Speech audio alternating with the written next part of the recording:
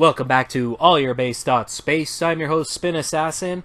Today we're talking about XCOM 2, and we're gonna give a new gamer briefing because, as Jez Corden tweeted the other day, XCOM 2 is a really hard game. It is a very unforgiving game. This footage is from the final battle. It is in no way a spoiler or anything, but it just looks cool. And yeah, if you were to pick up, if you'd never played XCOM before and you just picked up the game on Xbox or anywhere else, just out of the blue and tried to play it, it might be pretty darn intimidating. It's most likely unlike any game you've played before until now.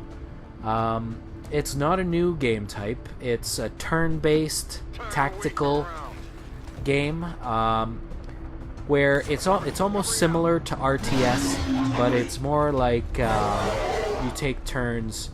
The action is actually stopped, and you take turns, but everything happens like pretty much in the space of 10 seconds. But you play it out, turn by turn, move by move, where all the action is broken down into turns and moves by each player. And it is actually a lot of fun. It is really cool. It's got a huge following, a huge, very cult-like following. These people are amazing. They play XCOM over and over again. They're just amazing. And I am by no means one of those. I just like XCOM. I've been playing XCOM since I was like 14 years old. And, a lot of these things, are kind of like second nature to me. And I started thinking about, if somebody just started playing this, what would they need to know? So here's some basic stuff. Always move from cover to cover, okay? You can see this little shield beside everybody.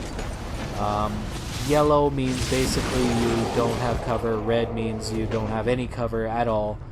Whereas the full shield means you have full cover, okay? It covers your whole guy. It protects your whole guy, whatever you're standing behind, like a huge pillar you might see. And you've got the big gray shield there. And then you see these half shields everywhere, so that gives you half cover, and it gives some measure of cover. So basically, as you move your guy around, you definitely want to move from cover to cover. It's very important that you do that. The more cover you have, the less chance the bad guys have of hitting you. Aliens are pretty decent shots, so make sure you're always in cover when you end your turn. Try to strategize your moves from cover to cover. Now, cover is destructible, and some of it is volatile, so if you use a rocket like you just saw there, it'll actually destroy the cover that you might be hiding behind. Some cover is stronger than others, like if you hide behind a garbage bag, obviously one hit of anything is pretty much going to destroy the garbage bag, if it doesn't even catch on fire and then eventually set you on fire. So, and that's another thing, the fire spreads. So you got to pick your cover carefully. It has different attributes, and like I said, some of it's volatile. So if you stand next to a fuel tank as cover, yeah, it's giving you cover, so it might hide you.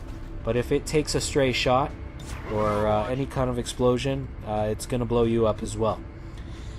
So that's just the basics, just to get you through the first mission of just how to play. Obviously, you have to stay within the blue outline, and then the yellow outline is how far you could possibly move in that turn. So I say get to some cover within the blue outline and then take your shot. If you've got no shot and you don't see an alien, then go into Overwatch. Overwatch is the Y button on the Xbox. And I used to play this on PC all the time. Of course, Overwatch would be something else, some keyboard button, but I like to just hit the Y button. And it's pretty important. What Overwatch does is when it's not your turn, it allows you to actually take a shot when the aliens move. And there's different kinds of Overwatch that you can get later in the game. And it's actually a staple. You need to use it. It's not optional. Every time you end a turn, you've got to have your dudes in Overwatch, at least some of them. So some of them are going to take shots, right? Outright shots. And other ones should be in Overwatch for things that you don't expect. And to make sure you keep the aliens on their toes as well. So that's the basics. Move from cover to cover, and use Overwatch as much as possible. One other thing, Overwatch, you take a hit on your damage, on your percentage that you might hit. It's lowered a bit, but for the most part, it's exceedingly useful. So just remember that. Now, some more advanced tips. When in your base, XCOM has a base mode where you've got, in XCOM 2, it's a ship. In XCOM, it's an enemy unknown. It's an actual base. But in the base, you want to get to the guerrilla tactics school as soon as possible.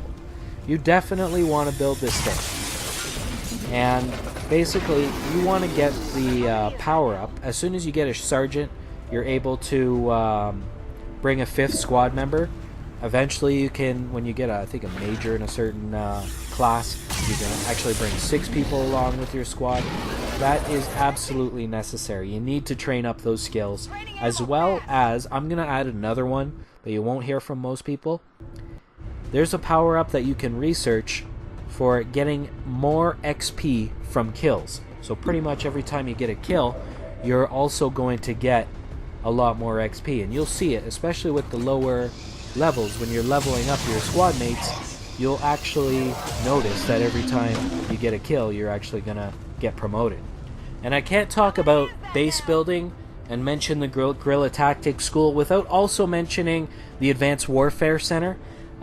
Later on in the game, you'll want to build that as well, because it actually lets you train up another attribute or ability from another class each time you level up your squad member.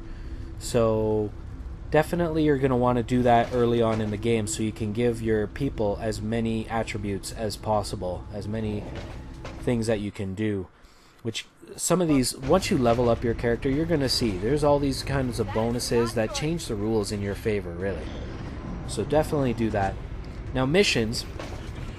Here's something I can't stress enough. You don't have to go on every mission. And that sounds heretical. It sounds, you know, kind of crazy, in fact. And maybe some of the XCOM pros are going to, you know, disagree with that. But I found that if you're in a bad situation, if a lot of your guys just got wounded, and you're going to send a bunch of rookies into the teeth of like a council mission or something, don't do it. Take the hit. Council's not going to be pleased, but at least you're not going to kill like 6 or 7, you know, semi-okay people. I mean, that's even worse than ignoring. So yeah, don't play every mission. Sometimes missions, they'll give you a choice of 3, and you don't have to do the hardest one, even if you really need what it's going to give you. If you're just not in a situation where you can handle that, then don't do it. Don't do the mission. Right? You'll take a hit for not doing it, but it's better than the consequences of going in unprepared. Now here's some tactical recommendations. So get high. I mean, you know, roofs, bridges, get up high. It's great for snipers. Even some later snipers, they'll get a bonus for shooting at things from up high.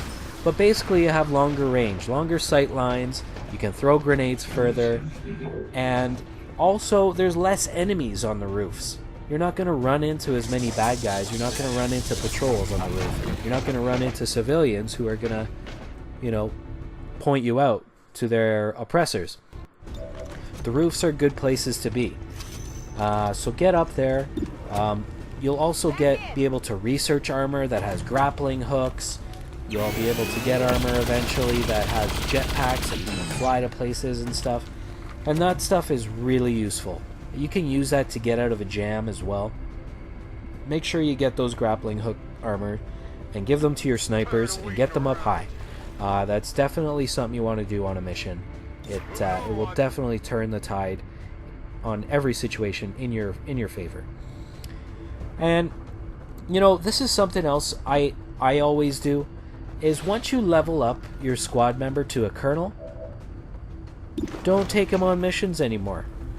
Like, unless it's a super important mission where you need all the skills you can get.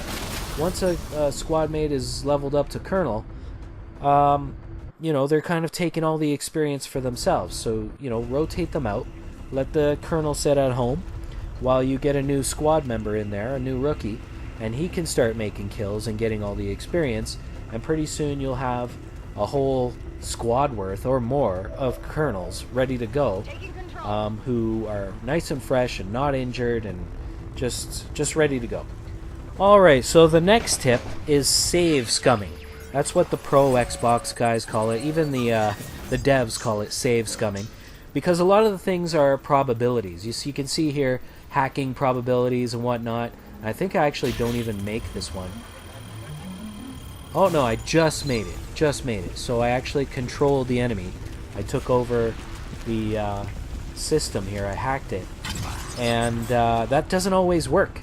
And when it fails, it actually gives a bonus to the aliens. So what some people will do is hit the old save button before doing it, and then if it doesn't work out in their favor, they'll reload the game and run the probabilities, roll the dice again. So that's called save scumming. But you know what I say? Save early, save often. They put the save feature in there. Use it. Use it a lot. Save early, save often. In life as well as XCOM. It'll save you. Also, use explosives. I use them on a first encounter, especially when you see aliens. You know, if they don't know you're there, if you're in concealment still, or there's just happens to be a big grouping of aliens, an area of effect weapon, for sure all you strategy players know this already, but use explosives on them. It'll be less damage, but you can hit more of them at once. It kind of stuns them too, destroys cover, like I said earlier. And of course, use all your special weapons and abilities. I mean, some guys swear by the mimic beacon. Other guys love... I love the blue screen rounds myself, because some of those robots, they get these big giant robots that are pretty much walking tanks later on in the game, and they are a pain in the butt. I love those blue screen rounds, especially I give them to my snipers. That way, if robots make an entrance, I've got a sniper up high somewhere that'll just put a couple blue screen rounds into them, and it really makes a huge difference. Of course, psyops let you take over the fleshy units, same as robots. Use all those things. You gotta level up, and you'll see, you'll get better. I've just given you some basic tips here, because XCOM 2 and the whole XCOM series, it's one of those games I could see just someone new picking it up, and it's not like any other game, and man, it would be just so hard to figure out starting new. So those are my tips. I hope you appreciate them, and that's all I got for you. So make sure you hit subscribe if you don't mind, and give me a like if you like it. If you don't like it, do that too. Leave me a comment, and we'll see you next time, gamers. So punch it!